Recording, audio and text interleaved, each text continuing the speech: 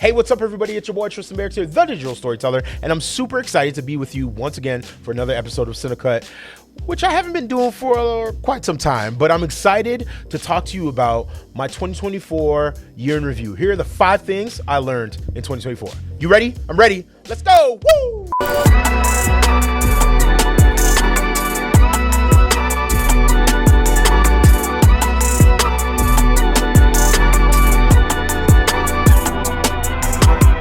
So everybody, I know it's been a long time since I've done one of these videos, but I want to jump on here before the clock strikes noon, or not noon, midnight. That's what it is.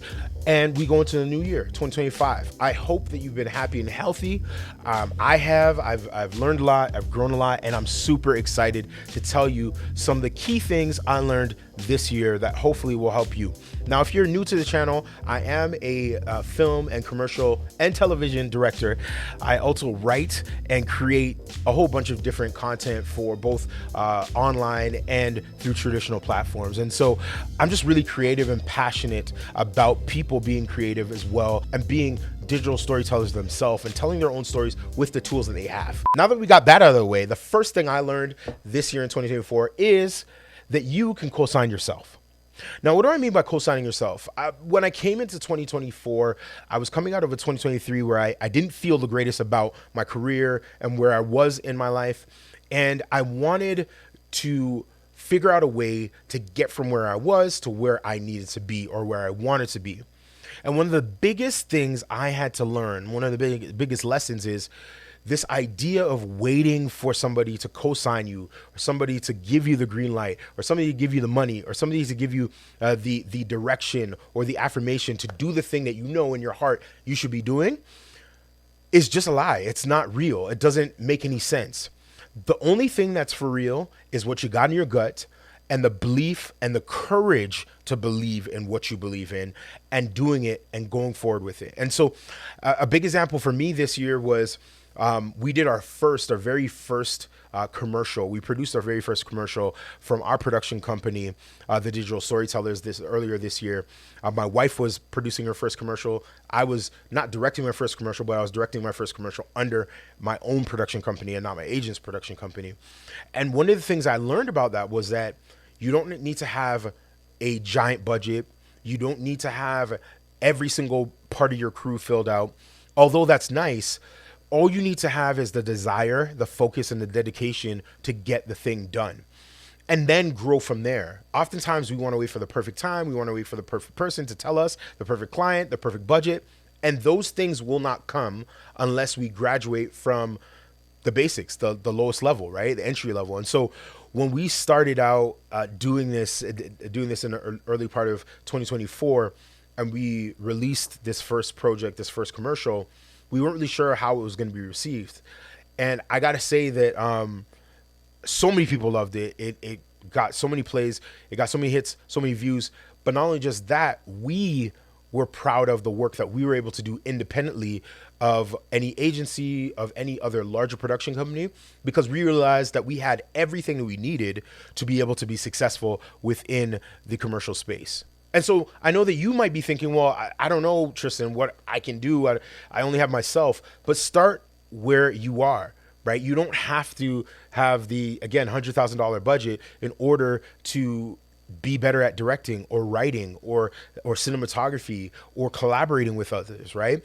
Be intentional about giving yourself the permission to be great, to be successful, to develop, to grow, and to learn from others. The second thing that I learned in 2024 is that money can always be made back, but the moment might be missed.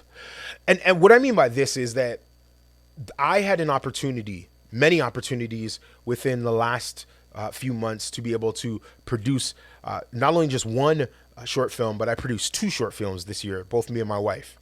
And had we had waited for the right time and the right budget, we probably wouldn't have produced what we produced. We actually produced a award-winning, many times over award-winning documentary called A Letter from the Fathers. And we also produced our first narrative short called Sugar Dumpling, which is going to be coming out in 2025.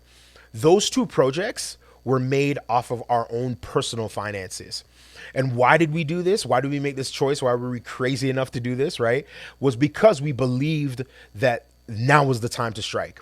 If not now, then when? Right? And oftentimes we get caught up and get stuck in this, oh, I want to wait for all the money. I got to wait for this grant to come. When did this person says yes? When this person invests in me? When my subscribers give me money, then I'll do something. No, that'll never happen. People follow things that are happening on their own, people that believe in themselves, right? And so just like the prior point that I made before, you are your own cosign. What's the greatest way to cosign yourself? Investing in yourself, investing in the equipment, investing in the time, investing in the resources. And so for us, we were like, you know what? We're going to spend, you know, a significant amount of money, you know, between 4 to 5 figures of our own money, investing in projects that matter to us, that are alive in us.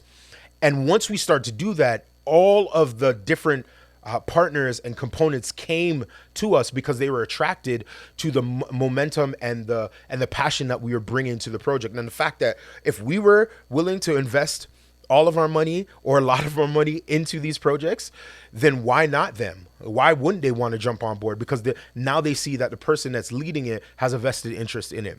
And so my encouragement to you is that what are you waiting to do that you're saying you need more money for, or you need to get, you know, a grant for, or you need to get into a program for, that you could just save up or spend, put it on credit, or do whatever you need to do to get it done. Now, I'm not saying be frivolous with your money, but I'm saying that I think one of the wisest things that you can do is bet on yourself and put your money where your mouth is when it comes to your dreams and your passions. Third lesson I learned in 2024 is you got to put your work out there. What do I mean by put your work out there? You got to put your work into film festivals. You got to put your work in front of executives. You got to put your work in front of audiences. You have to showcase your work, and you can't hide behind your work, hoping that as long as you do great work, you don't have to worry about, you know, who you are as a person or if you can sell the work. This whole industry, whether you're talking about the creative industry or the entertainment industry or everything in between, it requires you to be a great communicator, a great salesperson, and a pretty good creative. The creative piece, of course, it's important to me, but what I'm recognizing and realizing is that if you only have the creative piece, but you don't fulfill the cycle of creativity by presenting it to an audience or to a group of people, then you're doing a disservice to all the work that you put into creating that piece of music or film or photography or graphic design. So what am I saying? I'm saying that you got to create stuff and you got to put it out there, whether it's YouTube, whether it's Facebook, whether it's Instagram, TikTok, whether it's on Netflix or it's on Amazon Prime or it's pitching to a network. You have to put your work out there in order to reap the rewards. And I'll show you and I'll tell you a perfect example. So and I'll show you a perfect example. A few months ago, well, earlier on in the spring, I heard about a competition for a Father's Day film. And I only had a few weeks to kind of get things in place. And so this sort of idea came to me about interviewing fathers about their fatherhood journey. I rented out a studio. It was, you know, out of pocket. I bought the crew lunch and also the actors, or not the actors, but the fathers lunch. And we kind of just squeezed in 4 intimate interviews with fathers about their fatherhood journey in a span of probably like 4 hours, 4.5 hours. It was a very short shoot. I was borrowing and stealing everything from everybody just to make this happen. And I edited it myself. That's how much budget we didn't have. And once I finished editing it, I submitted it to the film festival. We didn't get into the film festival. But you know what? We got into several other film festivals. I believe between 10 to 15 to be exact. And in those film festivals, we won about 3 to 4 awards.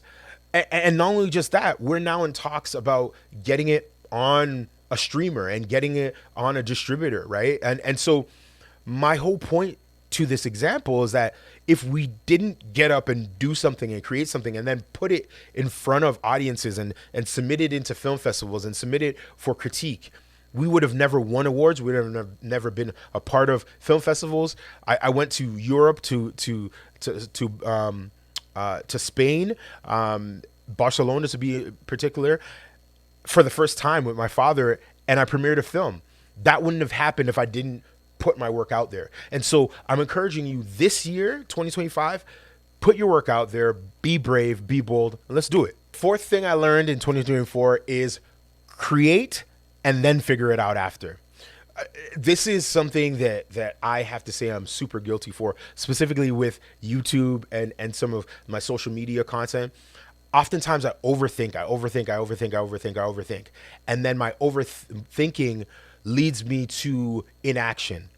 And the problem with inaction is that it although you aren't doing anything externally, internally, it's doing a work to erode your confidence, erode your ability to be creative, your ability to feel free as a creative person, as an artistic person. And then you ultimately do less and less work because then you're overthinking everything, and you think that, you know what, well, I started something one day, but I didn't finish it. And then you start getting into your head to a point where you don't do anything at all. And so instead of thinking about things, just create, just press go, press live, press record, pick up your camera, write something down, get a couple actors, find a location, take some photos, go outside, do whatever you need to do to be creative and figure it out after. That's the beauty about creativity, is that it doesn't have to be perfect. You just have to jump into it. It's a stream, it's a flow, it's a thing that you immerse yourself in. And the more that you immerse yourself in it, the easier it is to swim in it. The easier it is to identify the ebbs and flows of where it's going, where your creativity is going. But if you don't do it, or the more times that you give into your self awareness, or your shame or your fear of what other people might say, the more or the less that you're going to create. And I want all of us to create more. I think we have a perspective, we have passions, we have creativity. So why not share it? Share it with the world, share it with your community, and be better for it. And if you don't remember anything else about this particular point, remember this, that the ultimate reward for your creativity is at the other side of your fear. And so until you learn how to overcome your fear or your insecurity about being on camera, about putting out your work, about creating things and then putting it up on social media, or directing things, until you get over that fear as a creative, then you will never reap the rewards that are behind or after that fear or through that fear. And so you gotta face that head on. And you got to be ready to go and create no matter what, and in spite of whoever is saying not to. And lastly, the fifth lesson that I learned this year in 2024 is to treat people with kindness. Now, over everything else, the number one thing that I feel in my gut and my soul is that being in the film and television industry, being in the creative industry, there are so many people who are broken, who are miserable, who are frustrated maybe with their situations, and they treat people so poorly and with such a lack of love or consideration. It really becomes a toxic environment, whether you're in the commercial space, you're in the film, television space, whether you're with executives, whether you're just going to festivals, it can become a toxic space. And the way to overcome that, in my opinion, is to treat people with kindness. Kindness is free. Being cool and nice and just considerate is free. And it lightens the load off of you carrying all of this sort of like angst and frustration and anger. Life is not perfect. My life is not perfect. There are things that I would like to change. But the one thing I recognize is that when you treat people with a level of dignity, respect, love, and consideration, or just kindness, that changes not only them, but it changes you. And it changes the way that you see the world and you see yourself, and how you can change your environment. And so my encouragement for you in 2024, and so my encouragement to you going into 2025, in the last final hours of 2024, is to be a kind person. Well, those are my 5 lessons for 2024. I hope you enjoyed this. I hope that you'll stick around for the ride because I intend on creating some more stuff like this. I really am feeling much better. I feel like I'm in a space where I can actually share stuff with this community, where I can actually take you on the ride of my directing journey and show you things that, frankly, I learned in the last couple of years. And so I'm hoping that you continue to follow the journey with me, and you also continue to engage in the comment section below. And if you're not subscribed to this channel, please consider subscribing now. Anyways, stay creative, stay blessed, and stay focused. Until the next time, peace 2025.